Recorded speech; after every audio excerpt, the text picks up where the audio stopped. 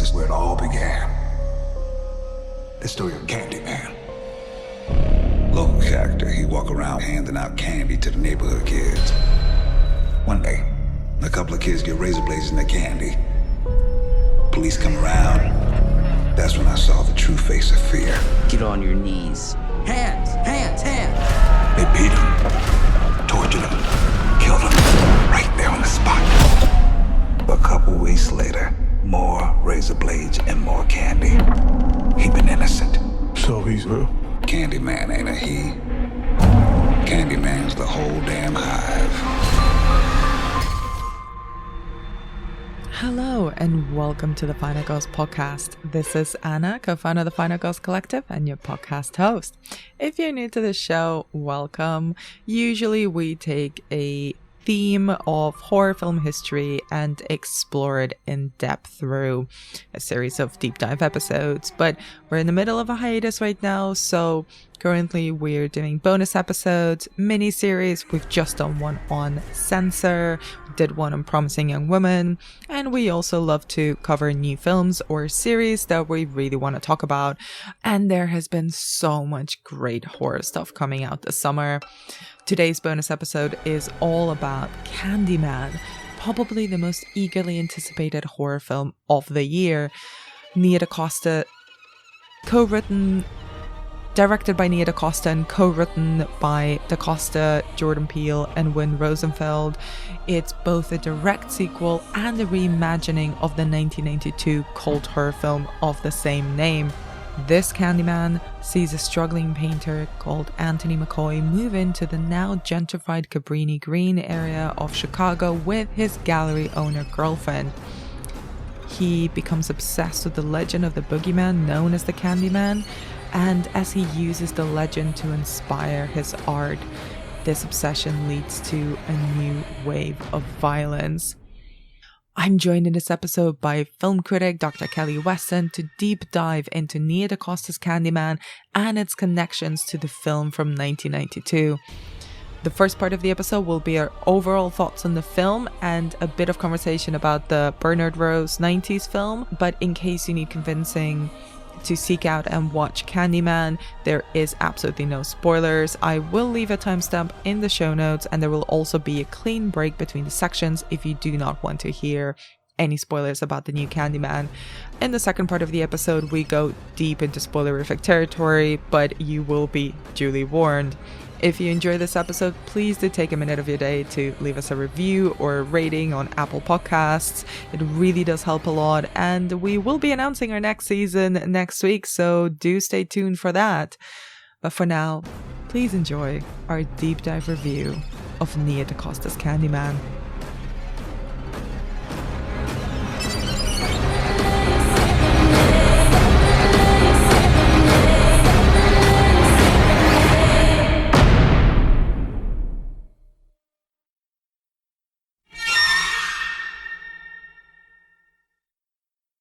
Welcome back to the podcast, Dr. Kelly Weston. Thank you for having me. Thank you for mentioning that. I did pass. It's very exciting. This is my first outing as a doctor. It is extremely exciting. Congratulations. I'm so happy for you. For any listeners out there, Anna has listened to me whine for 4 years about my thesis, and now we're done. So we're both celebrating. We're both celebrating the end. You're done. You're officially a doctor, and I will use every single opportunity I can to remind people of Dr. Kelly Weston's doctorate. Thank you. I hope my words have more weight. That, now that I'm saying them as a doctor, they are unimpeachable. You can't argue with me. Like, my opinion is law, basically. Well, exactly. Exactly correct. And I couldn't think of anyone better to talk about DaCosta's Candyman with me. So thank you so much for giving up a little bit of your time. Thank you for having me. I mean, you're obscuring the fact that I begged to be on, but thank you. Thank you. I was giving you an out, Kelly, but okay. I want to be fully transparent in my new era as a doctor. I want to be very upfront that I also beg to be on. So before we dig into the new Candyman, probably arguably one of the most anticipated horror films of the year, let's talk very briefly about the original. So what is your relationship with the 1992 Candyman? So that film is actually hugely formative for me. It's like, when I was a kid, I think it is one of the earliest films I remember watching. And, interestingly enough, I watched it in a communal space. I'm thinking about, last year when they revealed that they would have to postpone it, that, one of the reasons given was that Nia DaCosta and co. were very adamant that this film be watched in a cinema and watched as a group. And, we'll get into those sort of collective themes that are sort of running throughout the film. But yeah, I watched it with my cousins, my little cousins, and their older sisters were watching it, and they were kind of, they were teenagers. And so they were like, I don't think you should watch this. I think you'll probably be scared. And we didn't listen. And we were scared. And we spent the night extremely, we woke up the next morning. I don't even think we really went to sleep. It was a very fraught evening. And we all sort of were so afraid to go to the bathroom the night before that in the morning, in the light of day, we were sort of scrambling to get in there. But yeah, I think, my cinema education was very much, weirdly enough, or maybe not so weirdly, informed by me watching Disney films and horror films. Those two genres have much more in common than I think you would think at the outset. But, this was part of my I suppose my initiation into cinema. I watched so many horror films like this, and Candyman was pretty significant, I think, because it was probably one of the few that had a Black protagonist, and or not protagonist, we should say, but Black people were visible on screen. Black people were supposedly centered in the narrative. We will maybe talk more about how certain problematic position, or how the different ways that I think that film, for as rich and as fascinating as it is, sometimes falls into racist tropes. But yeah, I think it was probably really it was such an enduring film, because I was, even then, even as a kid, I wasn't really used to seeing Black people on screen in that way. And the legacy of it, I mean, just the imagery. We're not going to talk about the very strange sequels that followed the original 90s Candyman. Best to leave them be. Yeah. But just the sheer imagery and the eeriness of it, especially coming at a time where kind of this renaissance of the slasher film was about to happen, with Scream and all the subsequent kind of very teen-focused horror slashers that were surfacing around the 90s. This, even now, and I rewatched it again maybe a month or two ago, it still feels incredibly creepy, eerie, and almost romantic. I mean, I know that kind of a big part of it is this romantic urban legend with the man who would become Candyman, and in a way also this ethereal potential romance that he has with Helen, who's played by Virginia Madsen in the film. That's kind of not a will they won't they, but it's alluded to quite intensely. But it still has such strong imagery, and part of that is Tony Todd as Candyman. All the imagery of the bees, the sound of the bees, just the swarming of the bees as well, both on his face and kind of emanating from him as this ghostly figure. All of that kind of, I think, has permeated horror film culture, even if sometimes people don't really know that it's coming from this particular film, because it kind of sits by itself in this pocket of time where it doesn't quite necessarily fit into what was the trendy type of horror at the time.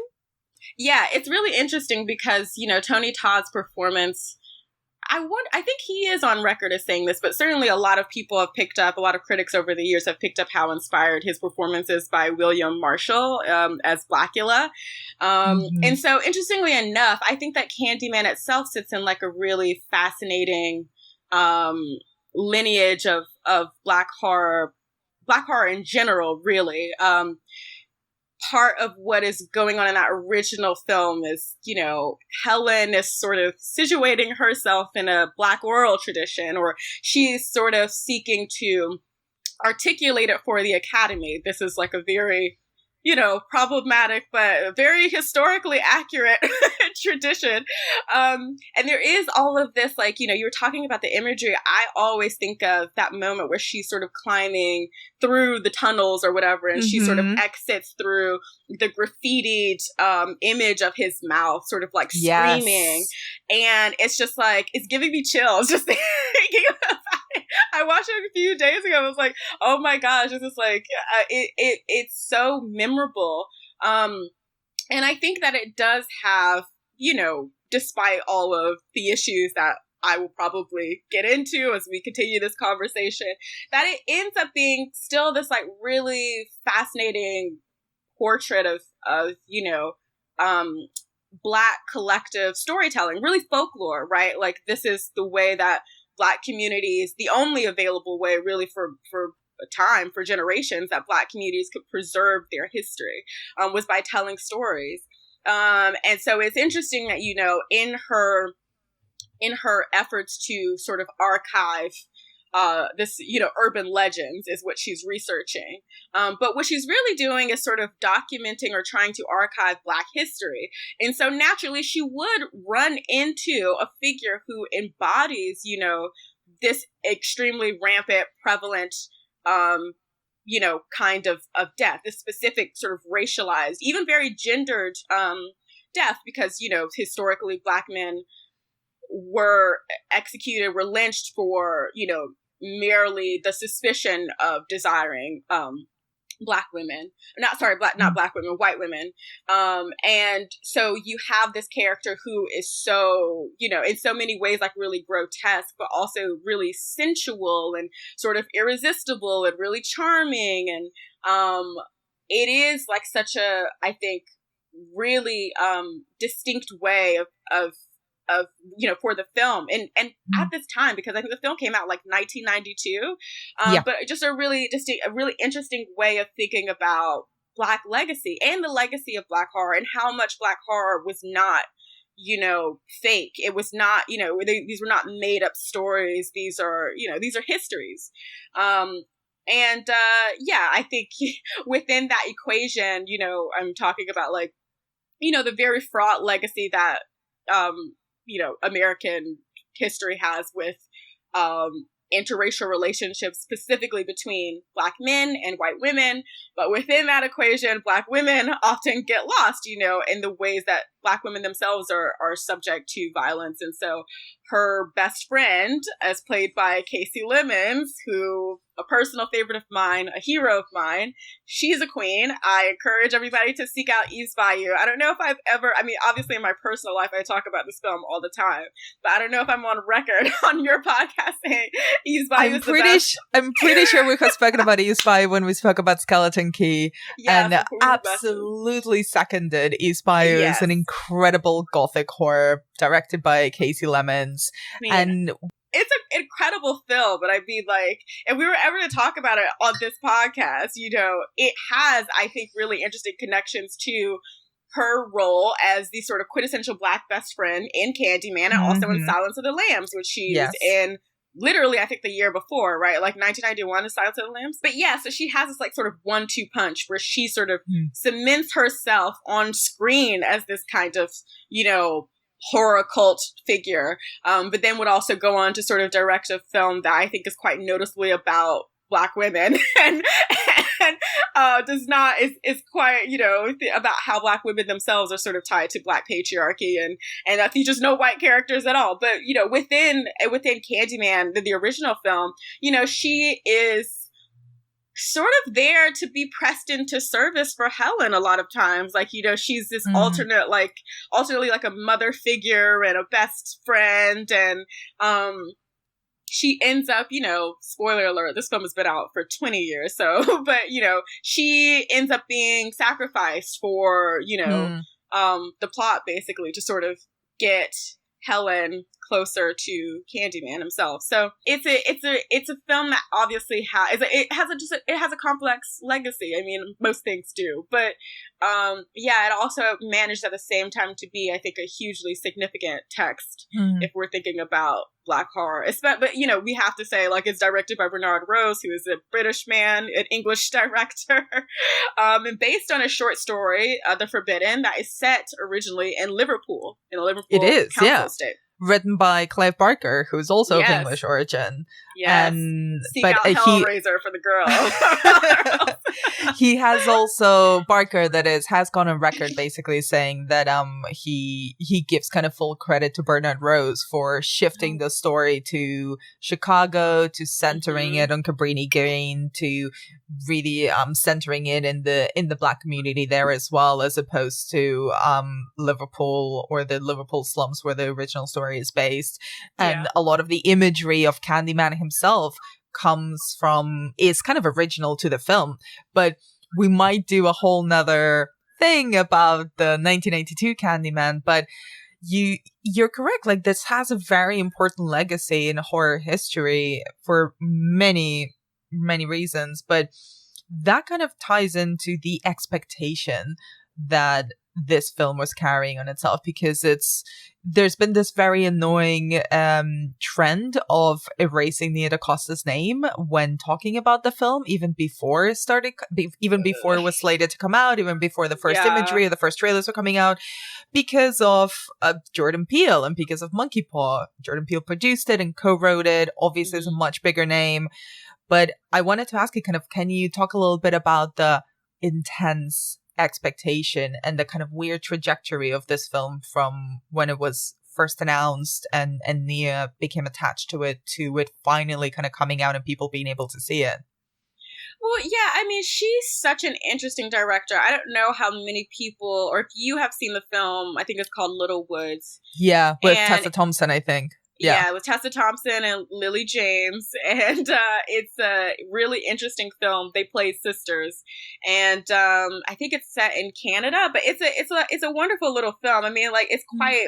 It very much reminds me of, like, you know, the Sundance films from, like, you know, the noughties that would immediately secure a white male director as someone to watch, and she did not necessarily. I think she did get, like, a lot of acclaim for it, and then obviously she secured Candyman. But I do think that, and also now we should say she's also going to be, you know, Disney has sucked her up, so she is going to be directing Captain Marvel 2.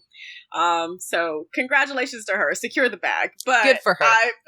That's all I can say about that. But I do think that, you know, she has had a really interesting, as you say, like, you know, response where I think she is acclaimed within the industry, and I think deservedly so. Like, her film we're going to talk about this film. This film is good. Little Woods is good. But I, you know, my speculation, I should say, is that this goes back a little bit to what I was just saying about the way that Black women are often sidelined. So Jordan Peele himself is a very valid, you know, rightful, I think, at this point, icon of new horror cinema, right? Like, totally. Get Out really changed the game. Totally. Us is a wonderful film. I know people tend to prefer Get Out. I prefer Us. I think it's really rich and meaningful. Like, he's good at his job, is basically what I'm saying. However, I guess because, you know, he is obviously the bigger name, it's easy to sort of call this Jordan Peele's Candyman, but it's not his film. And I think there are certain, you know, as we go into this, like, there are certain choices that I feel like are clearly, like, I think distinguish her as, you know, a filmmaker.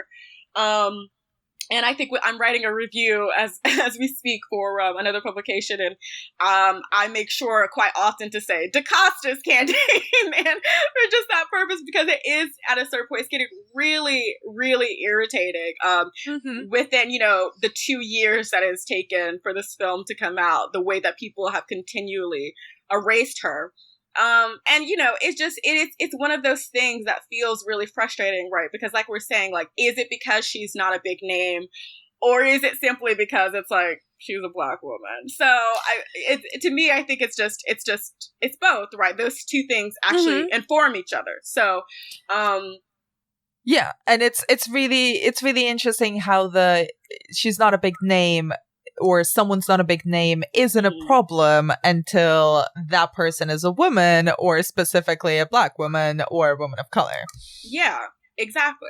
And I mean, will this film, I mean, I'll be interested to see, you know, once this film has been received, once, you know, people are going to see it, whether or not that changes, because she does have this, you know, huge Marvel project coming up. I won't use this time to speak about how I feel about that. What I will say is, like, you know, I think it's worth it to you know, really understand, like, how just like sort of like the mechanics of how people really respond to new directors, because I just don't I don't think that this is the same way that, you know, somebody like, for instance, who is the director of Midsummer? Because I'm so bad at names. Ari Aster. Yeah, he, you know, immediately upon, like, you know, his name began to be known, right? Like, I don't know, it just doesn't sit right with me. Is what I have to say about that. But doesn't sit right with me either, and it's very noticeable.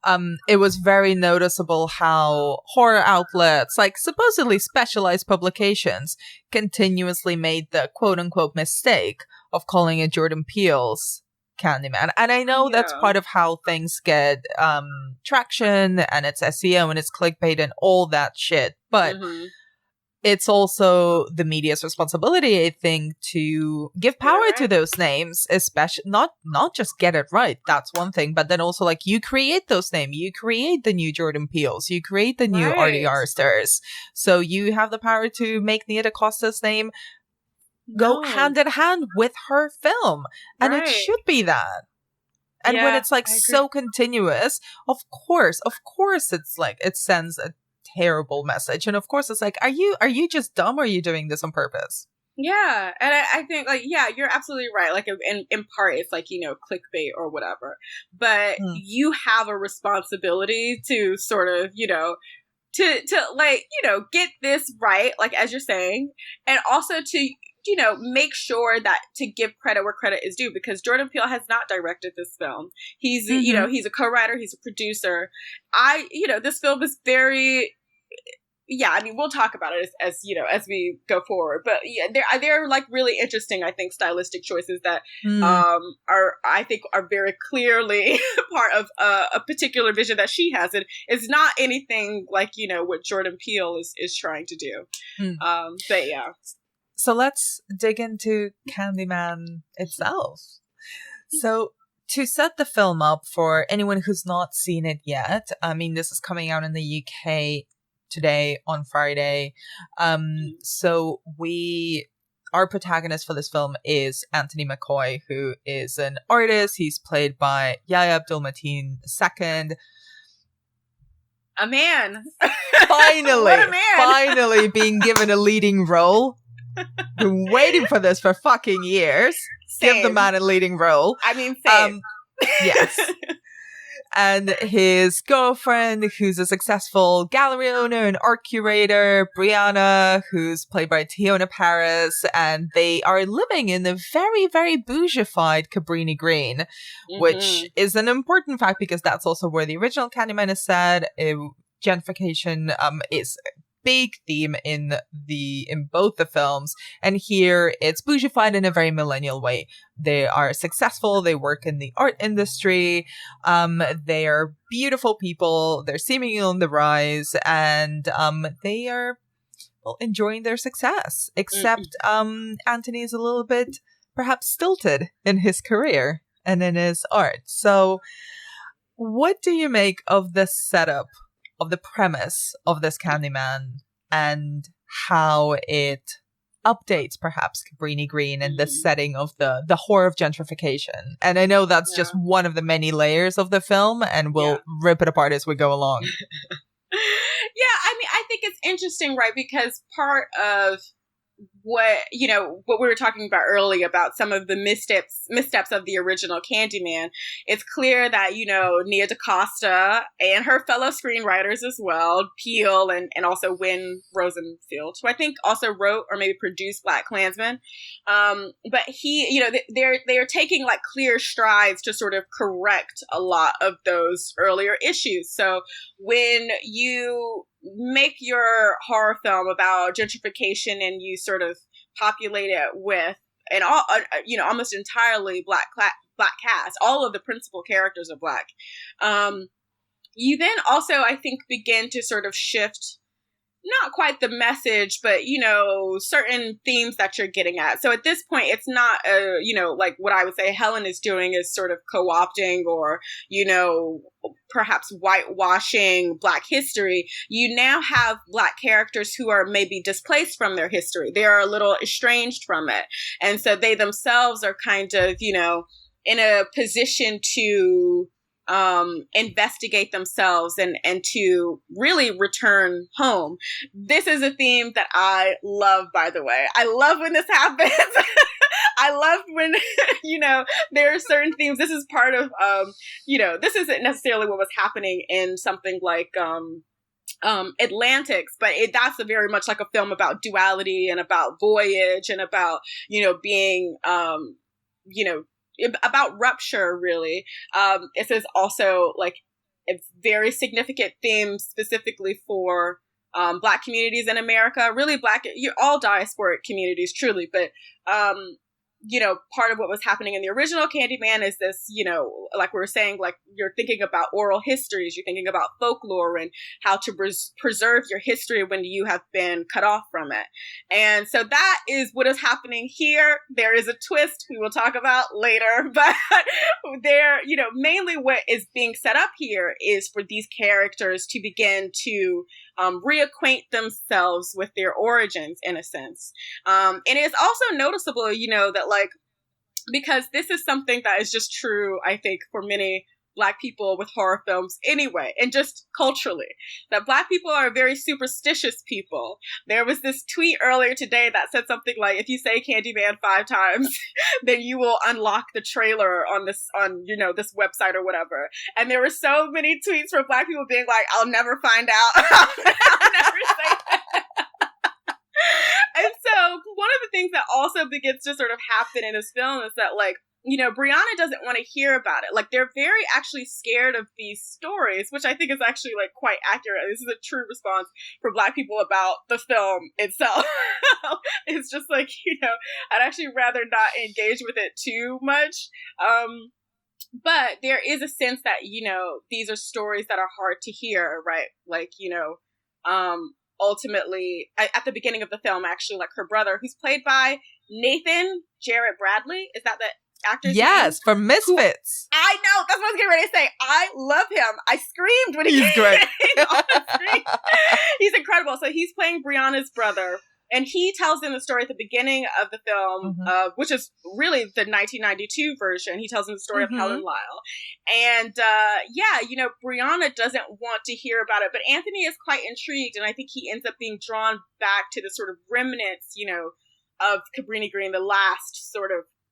And Cabrini Green itself is, actually emerges as a kind of ghost figure. But, he is drawn back to what buildings are left, somewhat cynically in search of, I think, a bit of fame, a bit of recognition.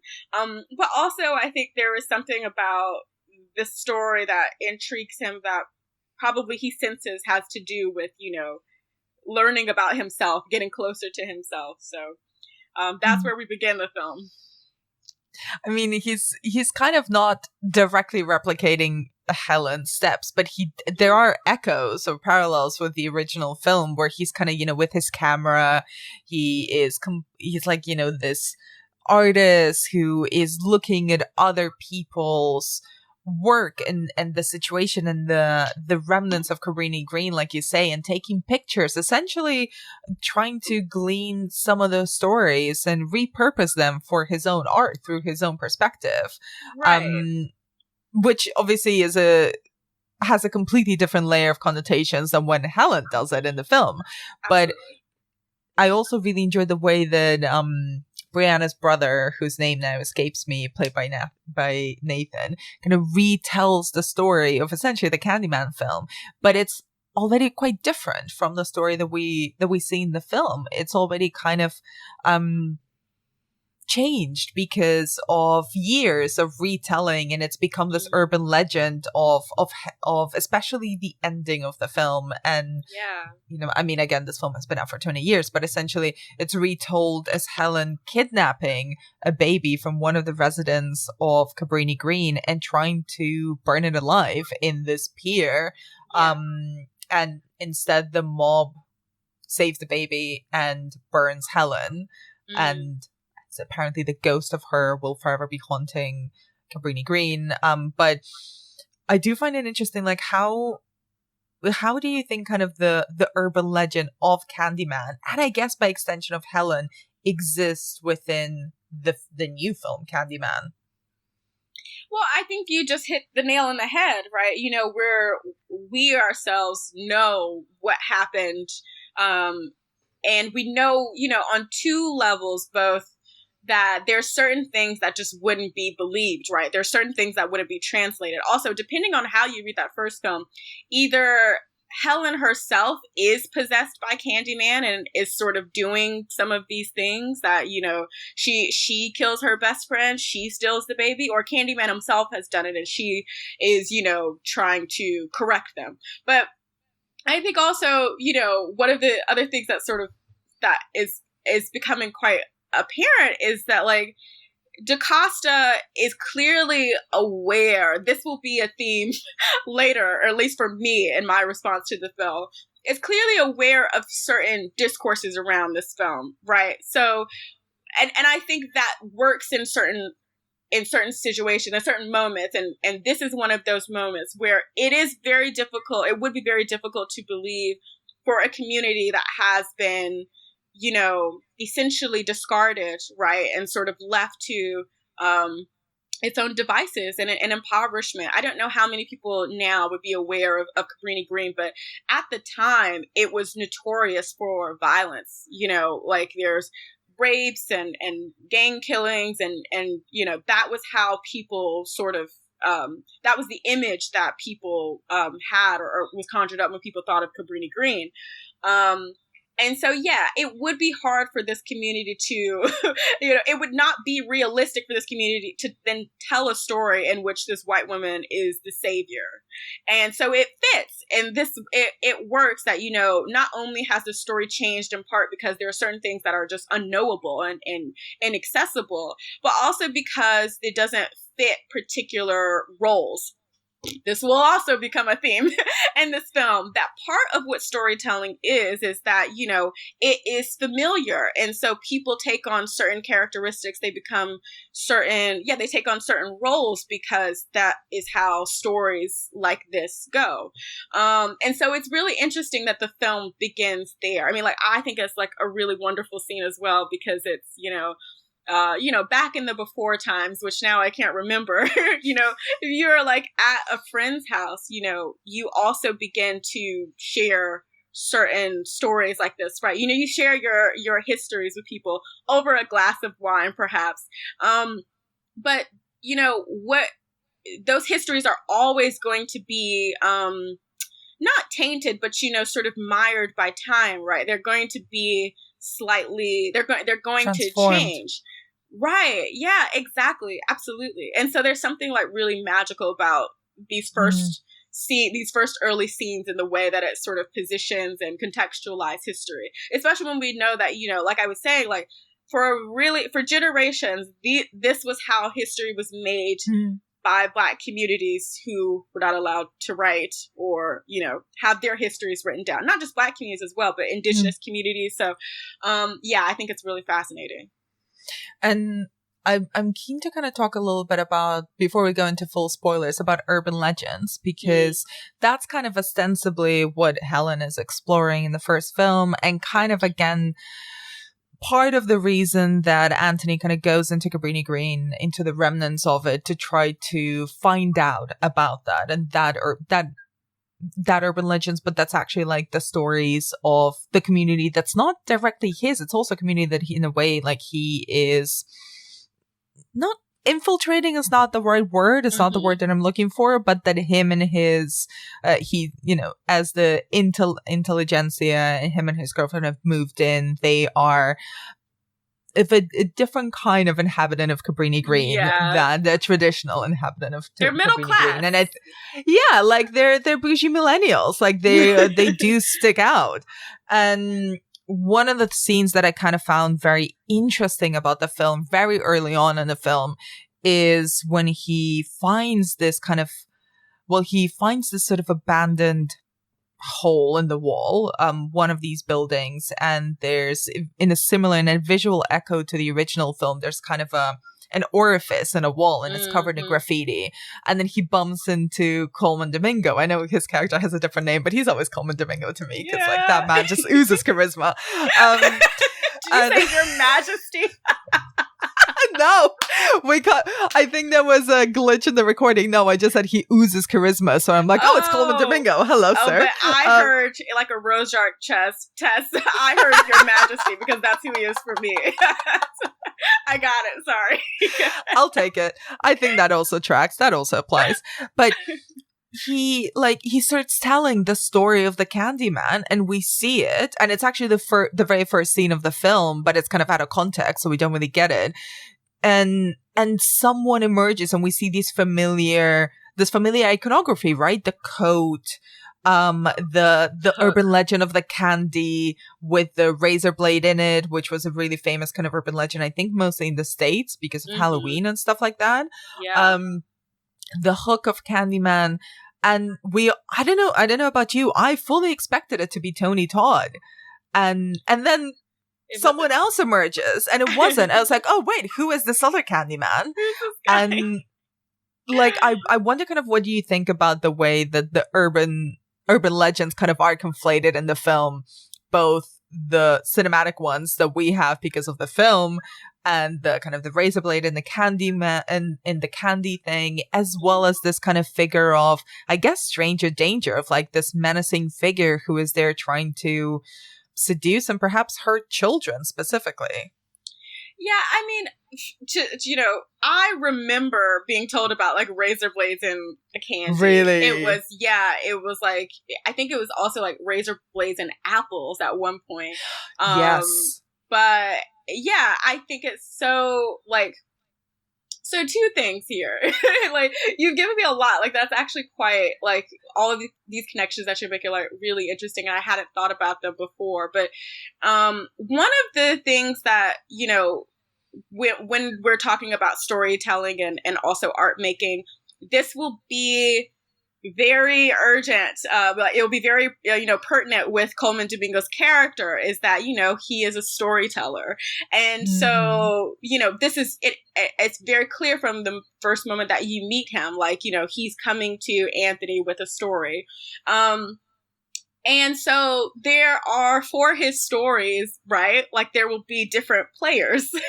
There will be different actors. So that is happening, and we don't know that yet. But, also because urban legends, I think it is interesting and a really incredible choice to not make it Tony Todd, right? For various reasons. First of all, you want the people to stay to see if Tony Todd is going to show up, but also because, that is how urban legends work, right? Like, almost everything is recycled. Nothing is really new. And all of these, if this character played by Coleman Domingo, I think his name is William Burke, he's a kid, I believe it's like the 70s or the 80s is what it looks like. And then, you're talking about, you're connecting that story to the story of Helen Lyle, who steals children, right? Like, these characters, the players may change, but the essential scaffolding of the story stays the same, which is that, we want to protect our children from outside forces. Now, that is interesting, again, for two reasons. One, that, now we know we're in an era where we're well aware that actually the people who are most likely to endanger children are the people who are their caretakers, who are very close to them. They're not from the outside community. But it's also really interesting for, again, this community of Black people that, how many, you have you can sense such a fear of losing your children, and the different ways that comes out. In one story, it is the tale of this man who like sort of hands out candy and has a hook for a hand. And he turns out to be a real guy who is well-meaning. He's mute, and he perhaps has some mental disabilities, but he is later gunned down by police, right? Police who we know are probably not really that concerned about the protection of that community.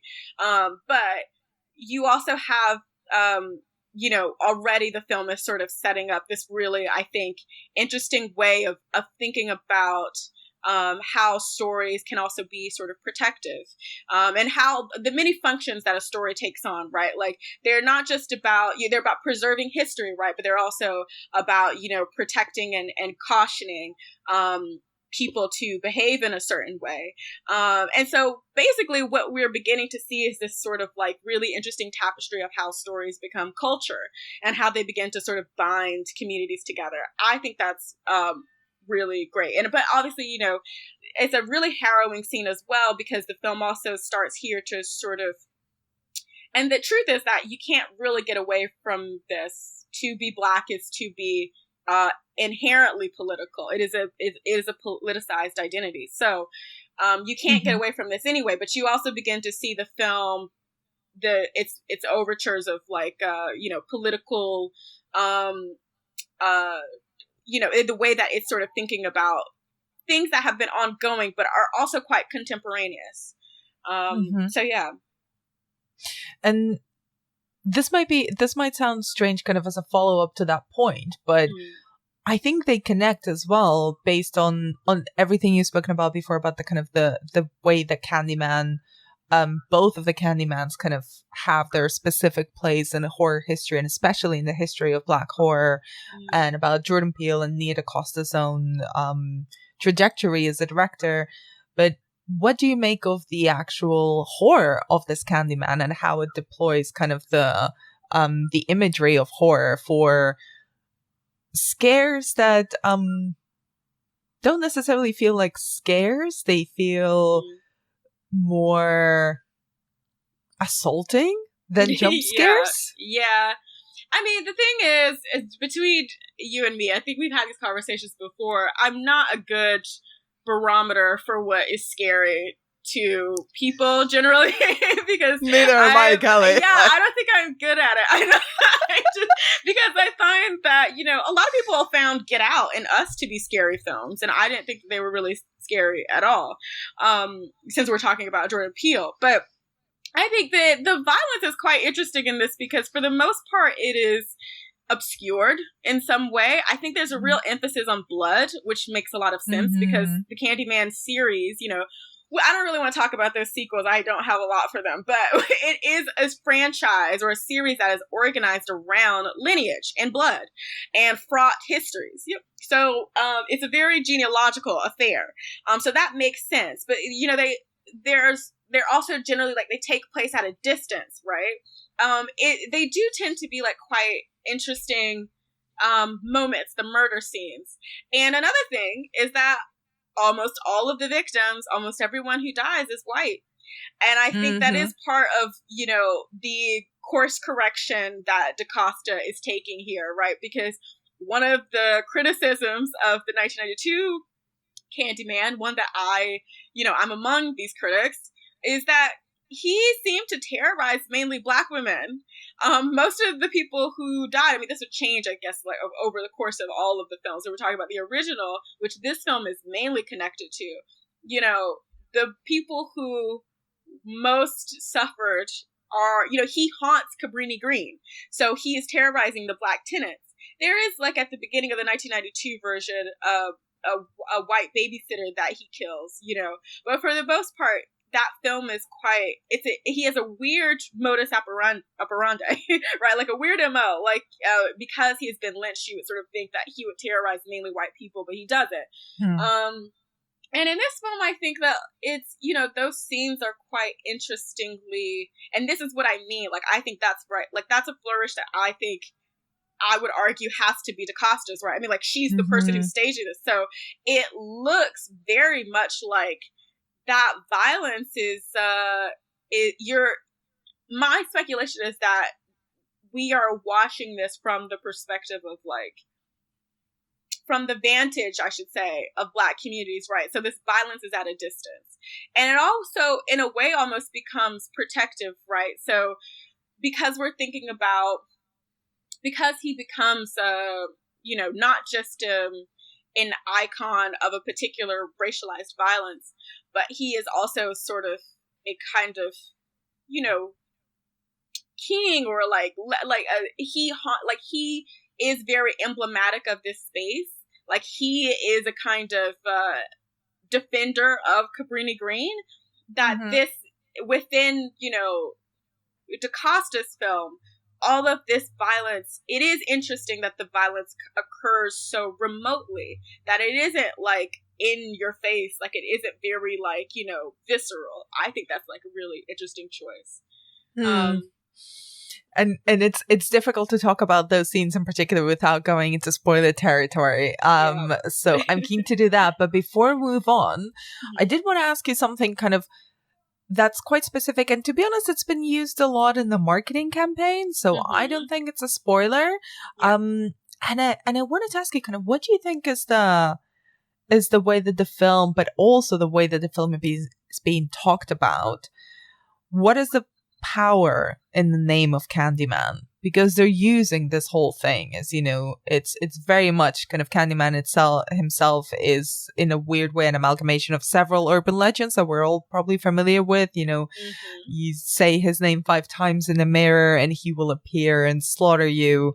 And that's been used very much in the campaign, like you referenced before. So I think also in the trailer they used Destiny's Child "Say My Name." Yes. I was like, fucking brilliant.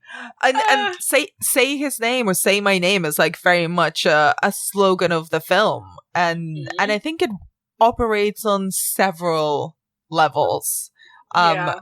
Some of them very, very good marketing, but in a way also kind of not just a call to action, but kind of a warning sign for audiences as well. I don't know. What do you make of the power of Candyman's name?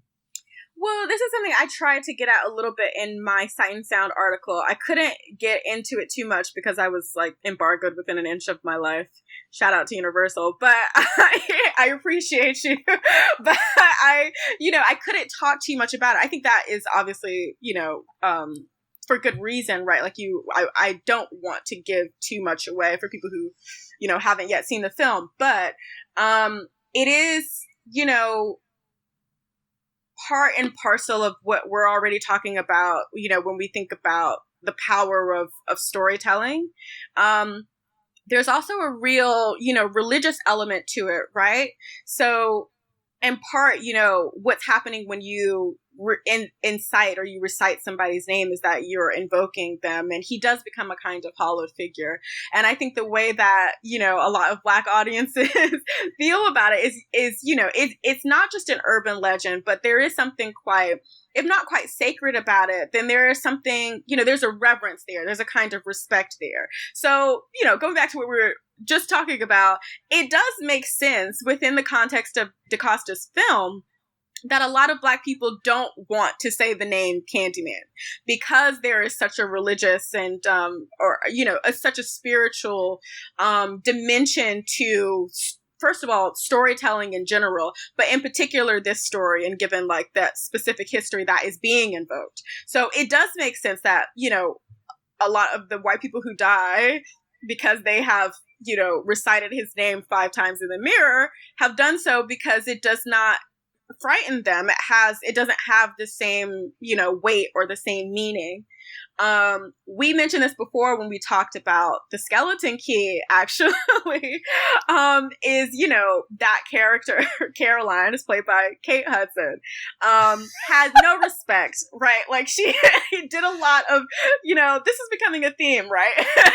Like there's a lot of, white people who infiltrate or enter into communities and meddle with histories and traditions that make no sense to them, and they don't have the same sort of reverence for it.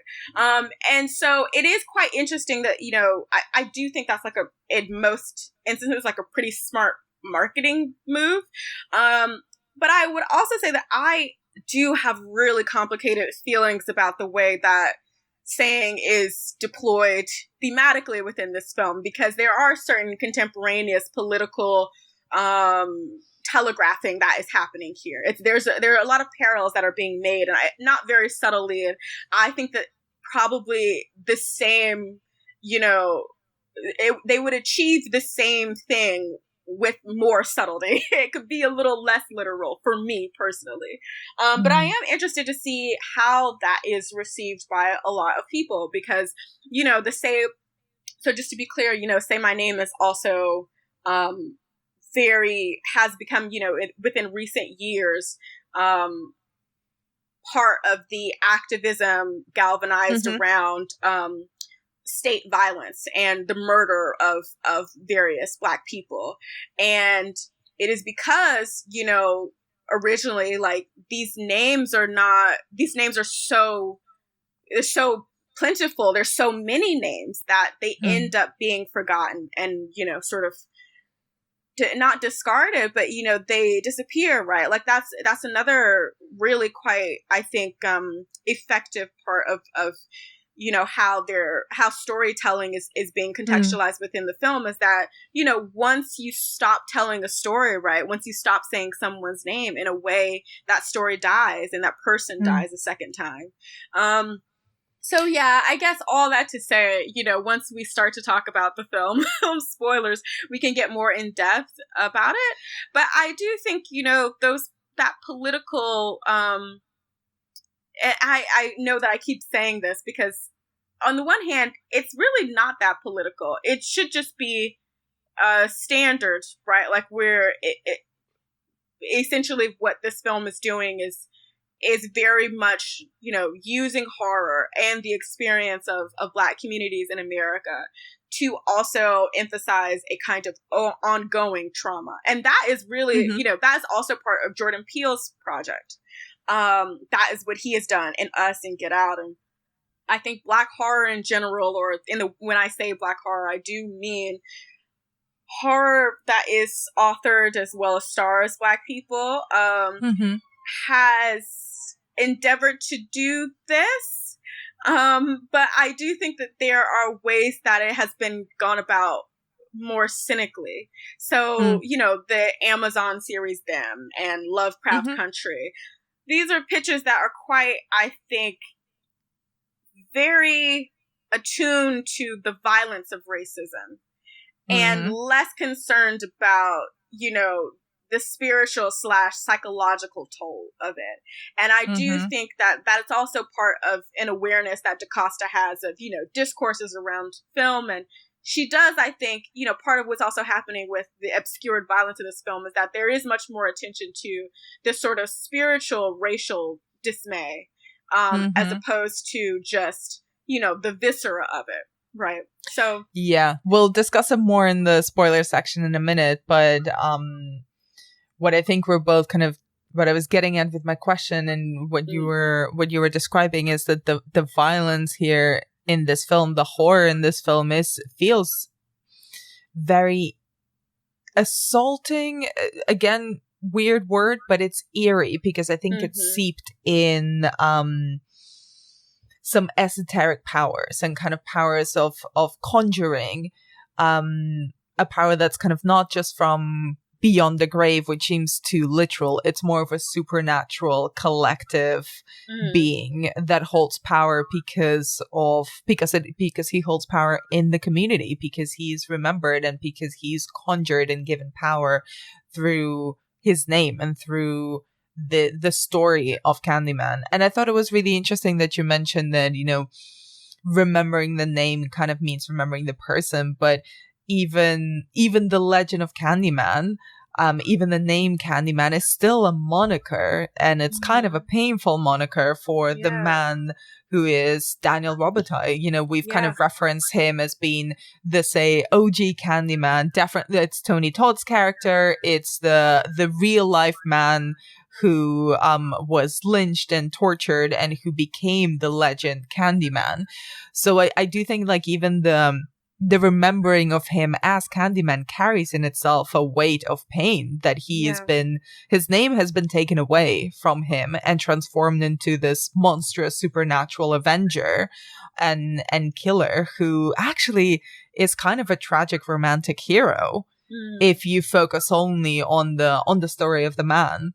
And that's kind of in a way is the nature of urban legends as well, right? And of how we transform and stories as we retell them, and what we consider to be the scary boogeyman and how that changes over years. Yeah. The idea of another Candyman in the 80s being someone who's targeting children, or the idea of a stranger who will just appear and seduce and take children away, is very specific to a particular time as well. Yeah. Like when that became a moral panic is very it's very, very kind of concrete. Yeah. So it also tells us a lot about the particular fears of a society in a moment in time. And that's all kind of a roundabout way to start leading us into the spoiler territory. But Kelly, is there anything you want to mention for anyone who's not yet seen the film before we go in to discuss it in gory detail? No, I think that's it. I mean, I think it is, for people who are going to stop listening here, do return after you've seen the film. I do think it's like really worthwhile. I would say that, it is, I mentioned like, certain other films, like this has also happened with like Antebellum. Like there's a lot of stuff out there that's just not good. And that really, I think, cynically traffics in certain tropes. And I would say that this film is very distinct from that, even though I do have some reservations about it. It's such a well-made film. Like it's really, really good. I think it's like you were saying, like, it does the original real justice. It's a wonderful companion piece. So yeah, go see it. Go see it. Nia DaCosta's Candyman. So Nia DaCosta's Candyman is out in UK cinemas from Friday, the 27th of August. It's a great summer for horror. Yeah. And from this point onwards, we're going to discuss all spoilers for Nia DaCosta's Candyman. So once you've seen the film, return to this part of the episode. If you're out here looking for Candyman, you ask me, stay away. I feel really connected to this story. God. Right here, in this neighborhood, the legend started. Uh-huh. And the legend is, if we say his name 5 times while looking in the mirror, we could summon him. Summon the Candyman. Hell no. Candyman. Anthony, no. Candyman. Stop. I don't want to get creeped out in my new apartment before bed. Candyman. Black people don't need to be summoning. I dare you. Don't say that. Say his name. Candyman. You better not do that last one. Candyman. You want to be a part of the story, right? No. Say his name. Candyman. I think the best possible question now that we can kind of completely freely talk about the film is, how does it connect to the 1992 Candyman? And I mean, like, let's go specific. How does Anthony McCoy connect to the 1992 Candyman? Well, Anthony McCoy is the very baby that Helen Lyle stole. He's the baby. He is baby. Okay. So it's like, I mean, first of all, I don't know. I felt so annoyed at myself because I was like, how did I not see this coming? Did you? It was in the trailer. I did not. I didn't watch the trailers because the trailers. Oh, it wasn't the trailer. Why did they do that? But also, I don't know. I saw this before there was a trailer. Sorry, I see. So I didn't know. But yeah, so Anthony turns out to be the baby that Helen stole from the character who's played by Vanessa L. Williams, right? Is that her name? Vanessa A. Williams, actually. Yeah, Vanessa she reprises her Williams. role. Yeah. So, it turns out that he actually does belong to, in a way, Cabrini Green, that he's not, infiltrating at all, but that he is returning to his roots, literally, but yeah, it's really, I think it's such an interesting reveal because you have these sort of, Brianna keeps mentioning, like, your mother wants you to come see her, like, go see your mother, and he doesn't go until he has been, almost completely possessed by Candyman, and this possession is turning into a physical transformation as well. Yes. All of my people out there who, like I do, have that, I think it's called, like, triophobia, like you're afraid of little small holes clustered together. Oh, yeah. Yep. Trigger warning. That's what I should have said at the beginning. So maybe we'll go back and add that. But a trigger warning for my people who are afraid of tiny holes clustered together. It's not fun. It's not. There are a lot of them. There are a lot of them on poor baby Anthony. I know. You mean, like, it's also, I should say, like, how egregious to take Yahya Abdul-Mateen II. Really, like, just a wonderfully fine man. Like, really beautiful, I'm saying. Like, and turn him into this. Just like, okay, I have some thoughts on this, actually. I quite liked it. Because, fortunately, I don't suffer from that particular phobia. But it is gross to see. It's like a terrible, weird rash, like he's turning into a living beehive in a way. Yes. And aside, like, we can get into the connection between the OG Candyman, like the figure, and Yaya's Candyman, as he like physically seems to transform into him or be kind of possessed by him. But I actually thought it was really interesting to see, to essentially, like, someone who's as physically beautiful as Yahya Abdul-Mateen II, and kind of chip away at that. And like, you know what? I kind of like what you're doing here, Nia DaCosta, because you're given this like leading man, and you're kind of breaking him down both physically and psychologically. His character, I mean, like, you're kind of chipping away at not his likability, but the fact that you're like, we're being forced to watch him disintegrate, right. Like, as a person and also physically. And he definitely can't control it, but he also like doesn't do anything to stop it. He kind of just lets it fester. Well, I think he's helpless to it. Right. I think that's so important. Like, I mean, like, you're absolutely right. Like, part of also, this, he's watching his transformation in real time, but also in a mirror, and the space, the locus of Candyman's horror is in the mirror. Right. This makes a lot of sense because, part of what that, the stories that are being told by Black people are also stories that rescue other Black people, right? We keep talking about that, how telling stories and saying names begins to preserve a history. Because in the hands of the other, and this is why Helen is such a threat in the first film, those images can become monstrous. They often do tend to become monstrous and grotesque.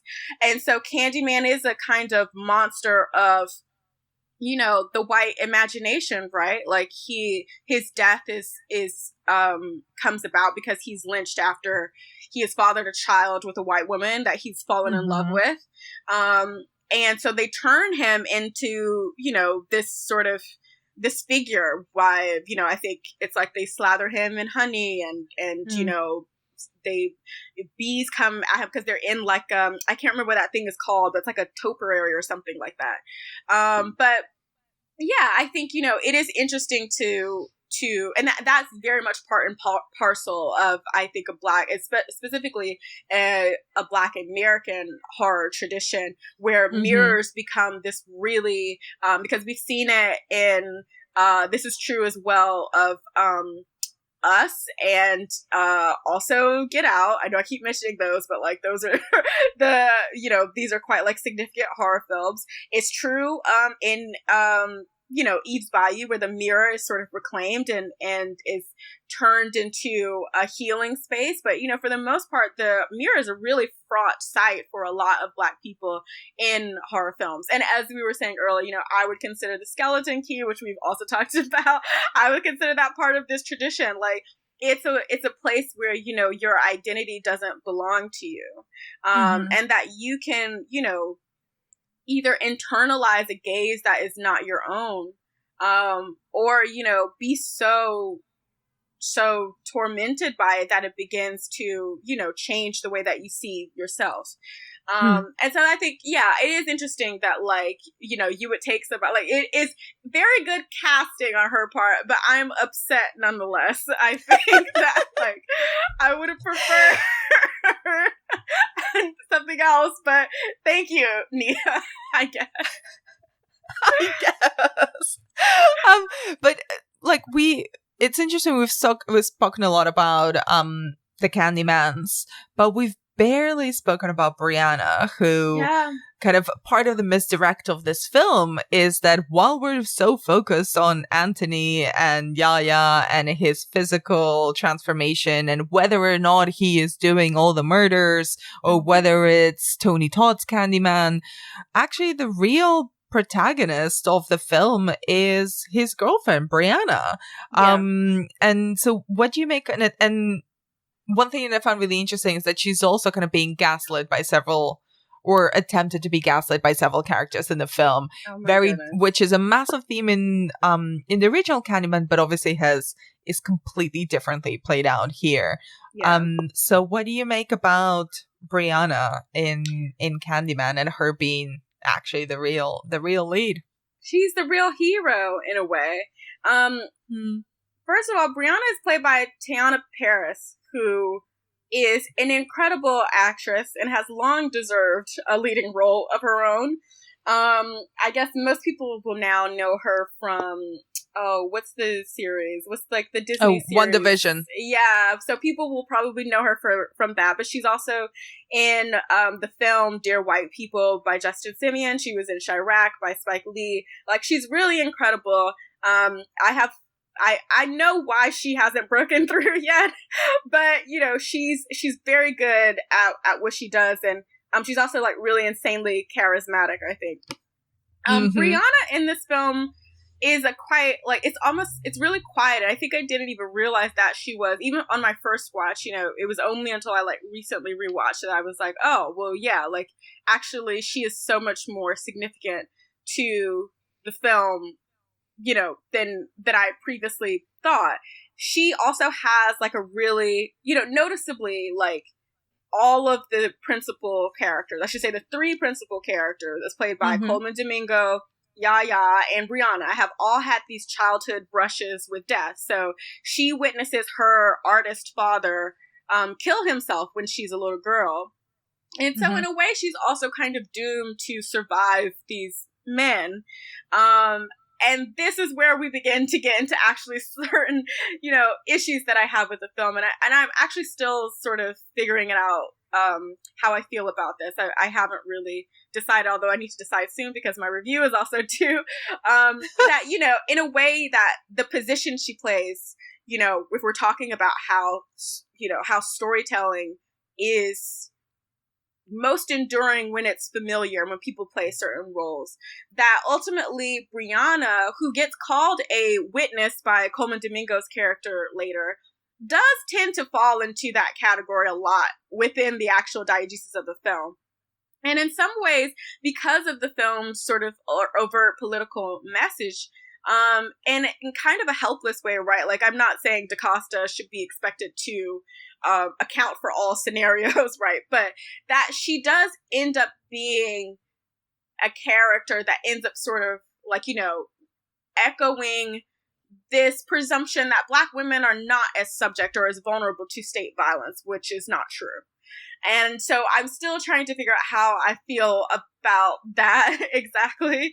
But I do think, you know, one of the beautiful things, and certainly one of the things that's quite clearly about DaCosta herself, or a stylistic thing that she's sort of bringing to this film, is that we don't just empathize with Brianna because, you know, she is, you know, her boyfriend is first of all lying to her and not telling her certain things that are happening with him. And it's, you know, there are moments where, as an art curator, she is sort of professionally undermined as well, or condescended to, or patronized. And so there are moments like that.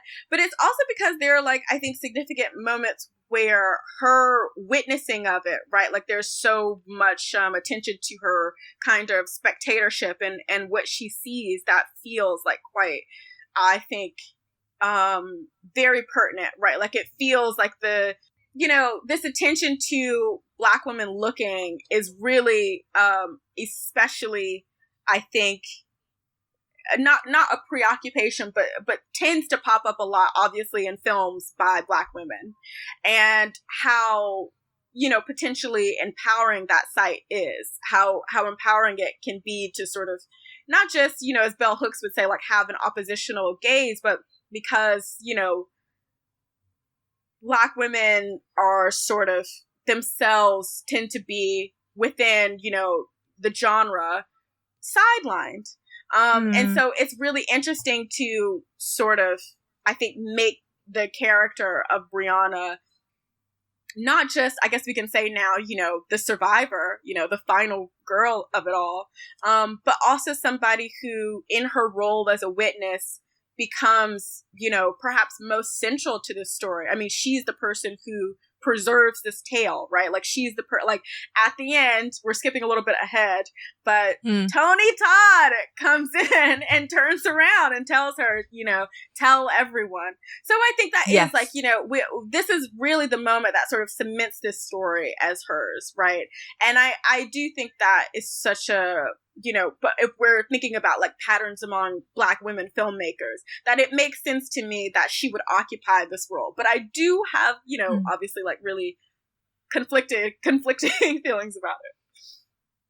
I did find it really interesting that she, and obviously I realized this only after finishing the film, is that she is kind of trying to rewrite her own story, or rewrite it in a way that serves especially kind of her professional ambitions or her kind of social ambitions.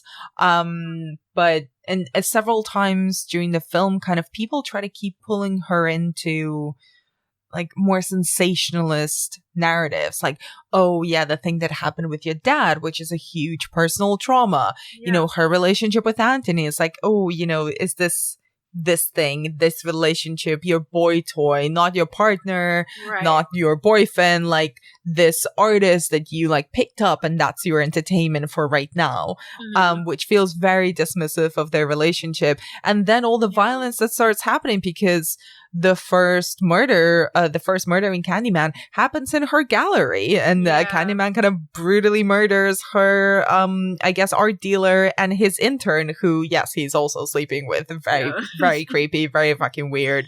But the murder is great. But obviously then it kind of all falls onto her. So she's, like, trying to navigate all of these quite violent stories that are happening around her or that exist in her past. And other people are dragging it in. And there's so many scenes in the film where there's, like, very, I think, in Teona's kind of performance, like, this very rapid fire, not contemplating, but, like, calibrating of how much do I indulge this and how much do I move away from it and continue with the story that I have devised for myself and that I want to tell of myself as a professional, as a gallery owner, as a gallery curator, as a talent spotter. So, like, there's a lot of the art world scene as well, very present through her, and all those power dynamics as well. And I mean, I love kind of anything that pokes fun at the creative industries as well. And I think the art world does not really go unscathed in this film. Yeah. What did you make of the way that that whole scene, you know, the gallery owners, the curators, the artists, the critics specifically, there's another slaughtering of a critic, which was beautiful? Is that weird to say? It was quite beautiful. It's well shot. It's well shot. Yeah, it's that's probably shot. better put. Considering that we're both critics, it's well shot. It was not beautiful. This is the thing. I think like there are moments. You know, Brianna, she is clearly like, you know, a very. You know, there's something about there's like extra bougie, right? Like she speaks French and. It's her house. And, you know, Anthony at one point says that, you know, my mom thinks that you're giving me money to stay away from me. So it is interesting that, you know, she is this like very like, you know, I'm putting this in quotations, respectable Black woman. And she's sort of surrounded by, she cannot really escape a legacy of horror, right? It's impossible to shield herself from these stories and from how often it spills into her life. Both from her past and obviously through her partner. But then, you know, the thing about critics or the way that critics are often like positioned in these films is just so frustrating to me. Not because I'm precious about my own feelings, but because it's clear to me that artists, you know, authors, filmmakers themselves reveal their own preciousness, right? And their own sort of vulnerabilities. So that the exchange between Anthony and the critic who's sort of like looking over his work is, you know, she's very dismissive of it. She is a white woman. Also, I think like that's really important. He's making a work that is like very deeply, you know, steeped in like racialized histories. And she's very dismissive of it. And I do think like, you know, it's quite, it's interesting because then later Brianna, you know, a Black woman, says of Anthony's work, you know, this is too literal. And I think that there are moments in the film that are also too literal. This is one of them.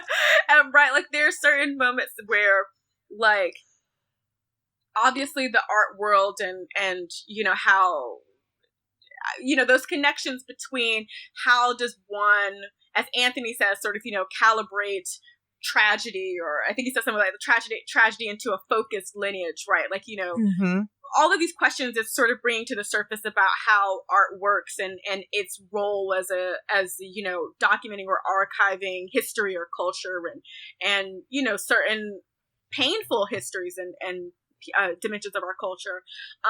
You know, that I'm less, you know, I bristle at that less, but then there are other moments where it's like, I think William says something like Candyman is how we deal with all of these things and how, you know, we're still dealing with it. I'm just like, but did we need that? I think that, you know, audiences should be trusted to sort of make these connections on their own. And I think there are a lot of moments, where the film and the screenplay doesn't seem to trust them. And so there's a lot of announcing of themes.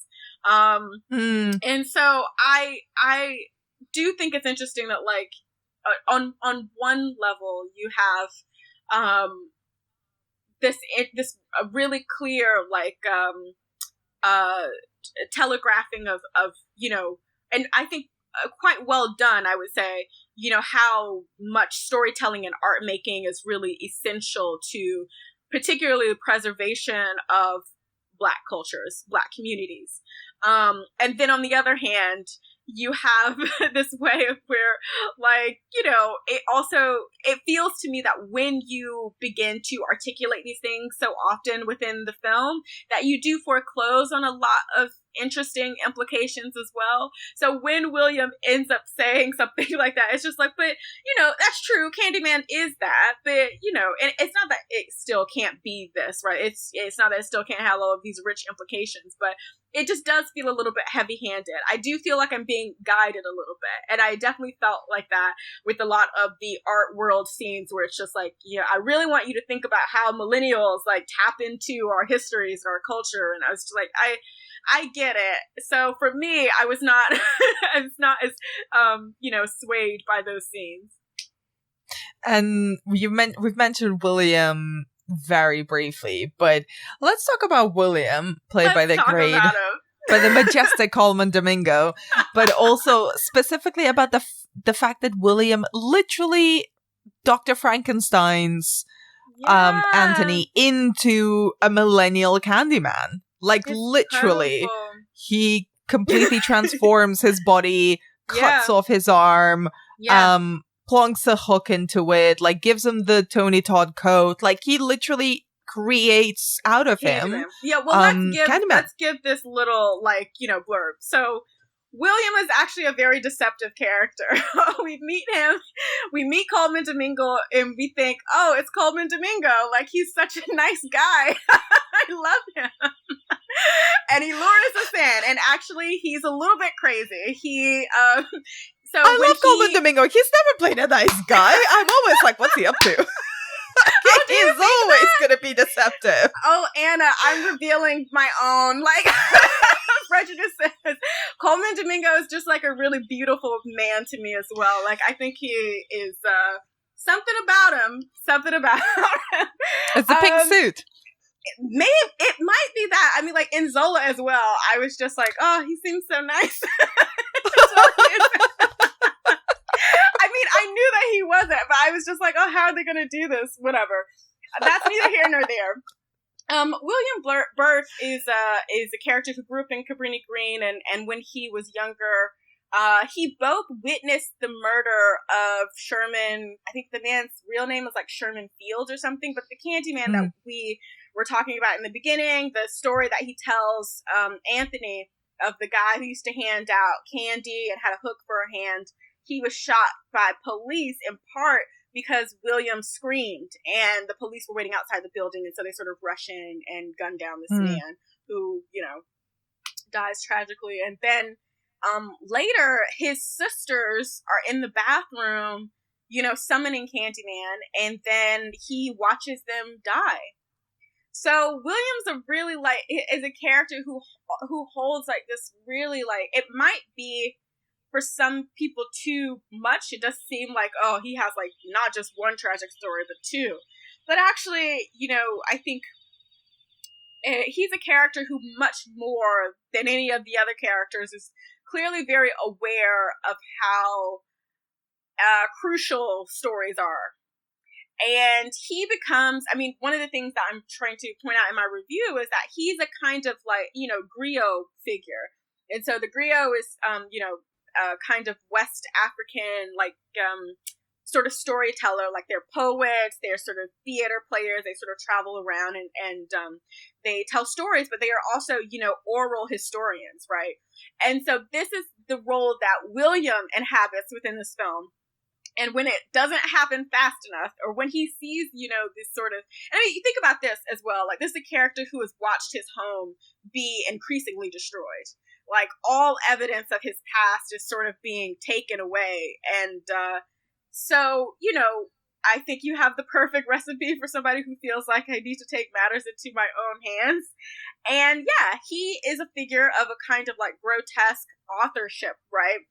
It's interesting because, I was mentioning the griot, but this final scene where he sort of transforms Anthony into, where he Frankensteins him, as you put it, this happens in a church. It happens in a Christian church, and there's a lot of Christian iconography around them. In fact, I think at one point, Yaya is sort of sitting in front of a portrait or a painting of I think it's is it God and maybe Jesus? I'm not sure. I can't remember now, but he is sort of sitting there. So there is another sort of Trinity happening, right? And it is interesting that, the sort of transformation of the griot figure, or at least dimensions of that figure in a diasporic context, have been preserved in the Black church. And so a pastor often occupies this role now, as storyteller and historian. And I think part of what, is so wonderful about Domingo's performance, because, as is his by now pattern, a scene stealer. Like, every time you see him on screen, like, he's so great. And he does such a great line delivery of lines that I think are quite clunky, like the line we just talked about. But is that you have him, you know, there's not really slippages, I suppose, of his, you know, possible dementedness earlier. But you do get already a character who really sort of shines when he is telling stories, right? So it makes sense that he culminates, or his role sort of culminates as this sort of puppeteer, or this person who thinks of himself as like a great, like, you know, in order to sort of like really bring about this rebirth, that, you know, he imagines himself as not just a griot, but as a kind of prophet. And so there's certain ways that he, I think, speaks in the film that, you know, going back, having watched it like a second time, like, really makes sense to me. First of all, I think, you know, like, Coleman Domingo has like a really interesting cadence anyway. Like, it's very raspy, but also very melodic. And so he has like this sort of like almost grandiose ways of speaking without like really trying very hard. And so there's that moment, that sequence where they're in the church, you know, his characteristic is very much like a preacher, right? Which I think is very different from the way that he has been communicating with Anthony before. And so, yeah, I think, like, I mean, obviously you also get, like, there are certain tics that he does, like, while he's, like, in the church that you, like, haven't witnessed before. But it's, like, really, like, such a, you know, I think very surprising twist. He's honestly, I mean, maybe not for some people. Maybe you're like Anna. You're just like, when Coleman Domingo shows up, I know it's about to be a problem. But I did not. I would have like willingly gone with him. I happily join a cult where Coleman Domingo is the leader. Only if he's wearing the pink suit in my book. But to me, I did wearing anything. I did really love the way that kind of twist of the film was unexpected. Although I always like distrust Coleman Domingo in his roles. I've seen Zola twice. I'm not trusting that man. He's too good at telling stories. Never a trustworthy characteristic.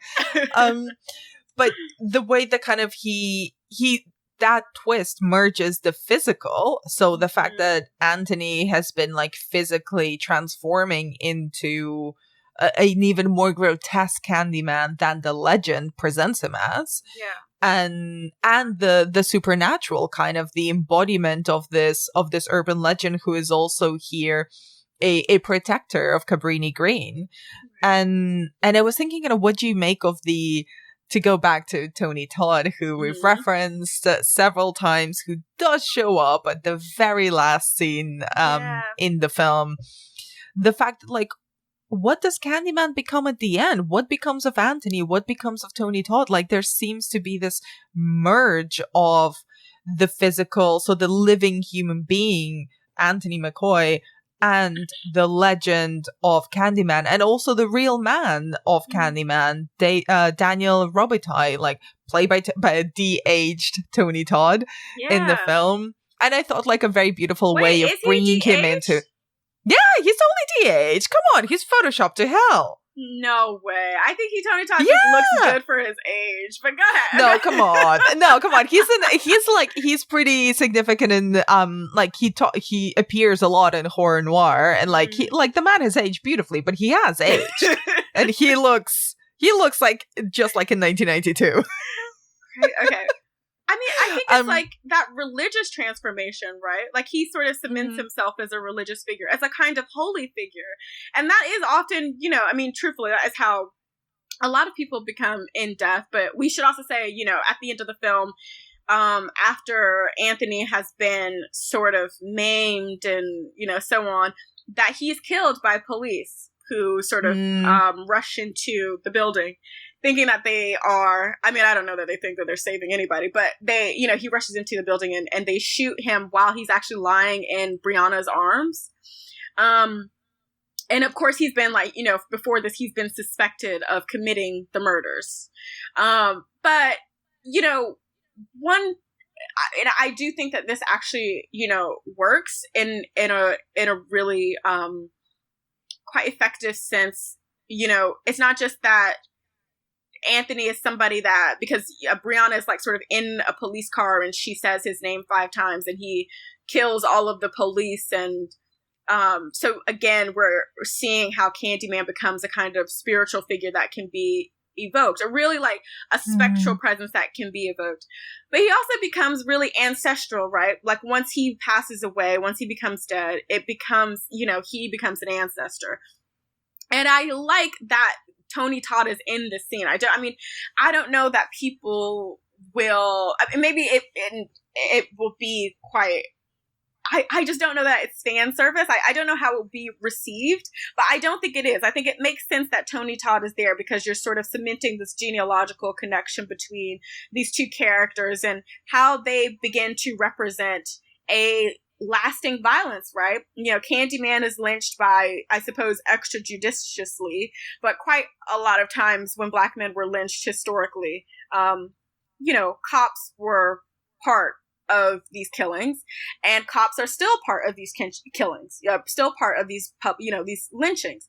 But it makes sense then to sort of turn this legend then into this lineage of, and it's a somber lineage of death, but it is one that then becomes part of Brianna's arc as well, right? Like he is not just, he's a character or a figure that she can call upon, but it also becomes her story, right? And she becomes the rightful historian, the rightful storyteller, where William was sort of doing it for nefarious, selfish reasons. She is called to sort of witness and carry on this tradition of preserving history this way. So yeah, I mean, it's like I wonder how you think about how you feel about that scene or the entire conclusion. As I was listening to you speak over this past hour, I was rethinking the film and kind of half looking at my notes from the screening. And what I found really interesting about that final scene and about the reinterpretation of Candyman as an avenging urban legend, really, as an ancestor who is there in this film, is a protector of his community, or the legacy of his community. And those stories is that when Brianna invokes him, and it seems like a last resort for her because she's literally handcuffed and put in the back of a police car, and she's essentially being told, again, this is the very literal political nods that I think some of the things that you were referring to earlier, where literally the white police officer is like, which story do you want? The one that I'm going to tell? Or are you going to collaborate with me and we tell the same story together? Neither one of those options actually benefit Brianna. Neither one of those options are the truth of what happened. And so she kind of reluctantly invokes Candyman. And to me, it felt like a dangerous act because so far, everyone who's invoked Candyman gets murdered by him. And not only just the white characters in this film, because remember the older sisters of William when he was younger as well. Those were innocent teenagers. Yeah. And so I'm like, oh fuck, is she now able to essentially, is now Candyman transformed into a figure that can be invoked by the members of the community, the members of Cabrini Green, as someone who's there to protect them as opposed to murder them? Or like, is Candyman now become a tool, a supernatural tool to fight against, I don't know. I don't even know against what. This is kind of like the open question for me. Like, what is Candyman transformed into because of this merging with Anthony? Is it the spirit of Anthony that is like keen to protect his partner, and that's why he kills the police as opposed to her? Yeah. Like, is it because she also has the role of the witness, which is also supernatural? Like, I like the fact that it's open-ended. I like the fact that you can like bring in very, I think you can bring in like several different readings to it. Some of them quite literal, some of them kind of more esoteric and more ethereal, perhaps even romantic. But I do think it's like a very different deployment of Candyman in that final scene than anything we'd seen previously in this film and in the 1992 one as well. Because here he's killing everyone except the person who invoked him. Mm. I mean, I think it's interesting, right, that you do have this demarcation between the Tony Todd Candyman and Anthony's Candyman, who seems to be a much more avenging figure. And I'm not sure how to parse that, because I think one of the things that is happening in this film, right, is that we see different Candymans. Like, he isn't really a person at all, and perhaps never was, but not that he literally, like, within, obviously, Daniel Robitaille exists, and, you know, all of these sort of supernatural happenings exist, but, you know, I think perhaps he always just was symbolic, and that what is actually, you know, what he actually brings is a kind of knowledge that, you know, what you say is happening to you is happening to you. So it's important to have that, you know, this last scene with the police in which he sort of gives Brianna these two false stories that she can either, you know, co-sign or not.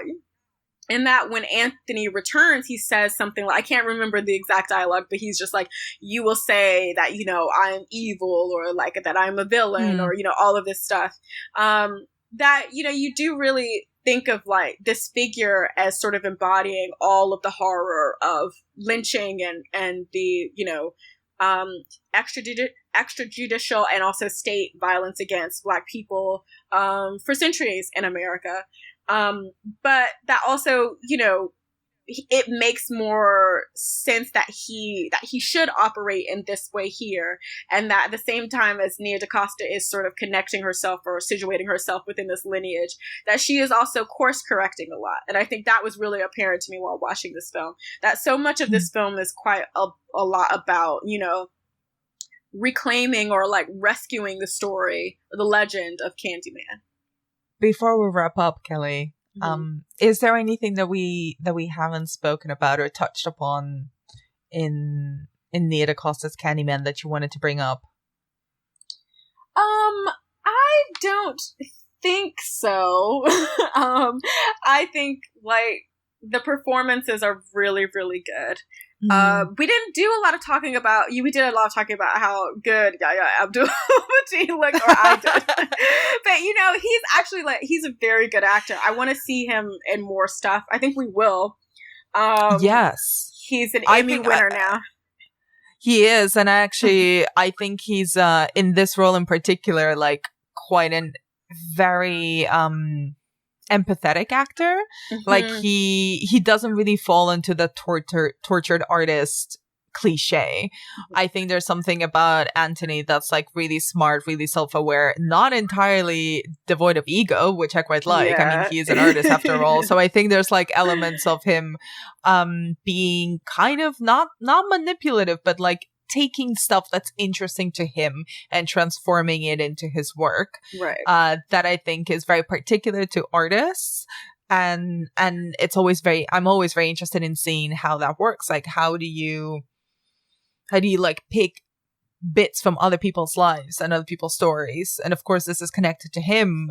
So it gains another level. But I think there's an element there of kind of, you know, magpieing different people's lives and stories to create something new that I think is kind of both very complicated and sometimes not necessarily allowed, and as well by someone who like Yahya, who's so likable on screen.